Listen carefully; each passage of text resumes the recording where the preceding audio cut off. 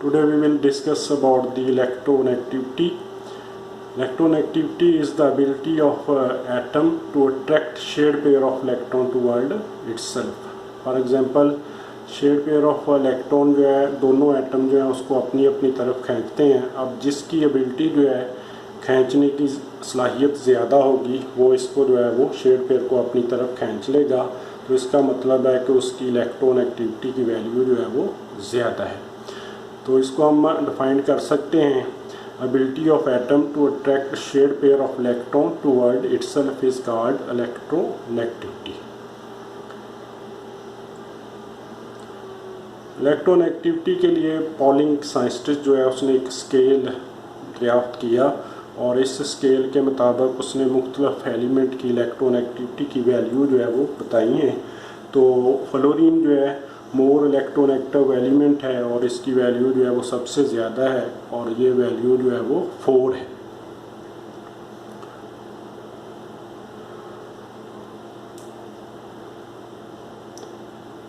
He is the only person ever to receive 2 unshared Nobel Prize, one for chemistry and one for peace. जो polling है उसने 2 Nobel prize जीते हैं, एक chemistry में और एक पीस अमन।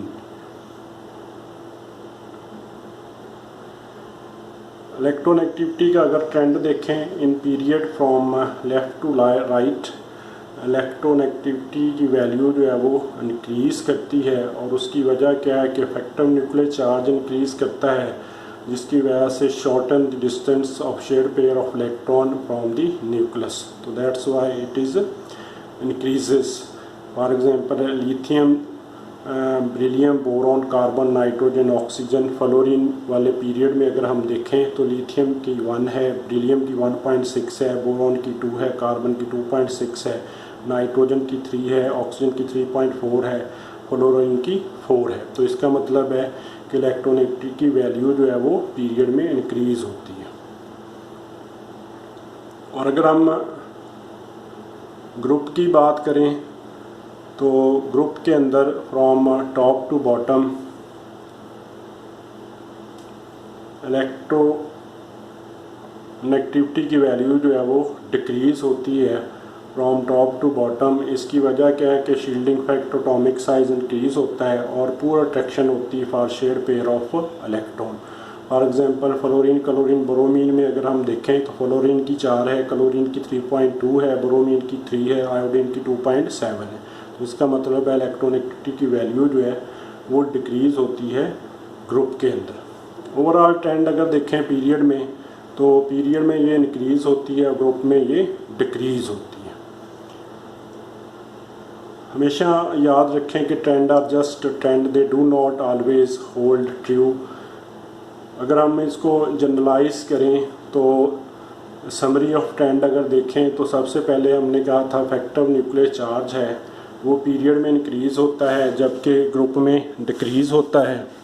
इसी तरह जो शील्डिंग इफेक्ट है वो पीरियड में रिमेन कांस्टेंट है, ग्रुप में जो है वो इंक्रीज़ होता है। एटॉमिक रेडियस जो है पीरियड में डिक्रीज़ होता है और ग्रुप के अंदर इंक्रीज़ होता है। आयोनाइजेशन एनर्जी पीरियड में इंक्रीज़ होती है, ग्रुप में डिक्रीज़ होती है। इलेक्ट्रॉन एफिनिटी पीरियड में इंक्रीज़ होती है, ग्रुप में डिक्रीज़ होती है। इलेक्ट्रोनेगेटिविटी की वैल्यू पीरियड में इंक्रीज़ होती है, ग्रुप में डिक्रीज़ होती है। टोटल ओवरऑल देखें तो इफेक्टिव न्यूक्लियर चार्ज जो है वो इंक्रीज़ होता है पीरियड में, शील्डिंग फैक्टर मेन कांस्टेंट है, एटॉमिक रेडियस डिक्रीज़ होता है, ionization energy, electron affinity, electronegativity increase होती है। और ग्रुप की बात करें तो ग्रुप में जो है इफेक्टिव न्यूक्लियर चार्ज जो है वो डिक्रीज़ होता है, शील्डिंग और एटॉमिक रेडियस इंक्रीज़ होते हैं जबकि आयोनाइजेशन एनर्जी, इलेक्ट्रॉन एफिनिटी और इलेक्ट्रोनेगेटिविटी जो है वो डिक्रीज़ होती है।